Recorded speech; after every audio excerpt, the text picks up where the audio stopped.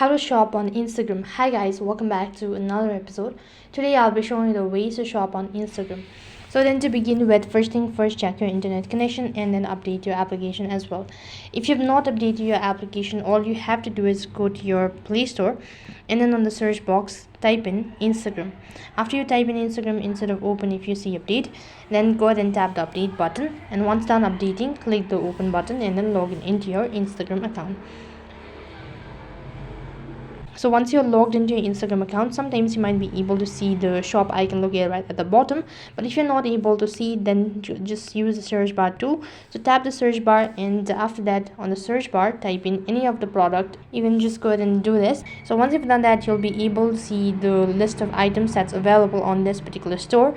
So you can directly DM them and ask for the particular product, or else you can just go ahead and visit their website by tapping on the particular link on the bio that's presented to you. So that's basically how you can shop on Instagram. That is all for this video. I hope the video was helpful. Make sure to like, share and subscribe to our channel. Thank you for watching. See you in the next video.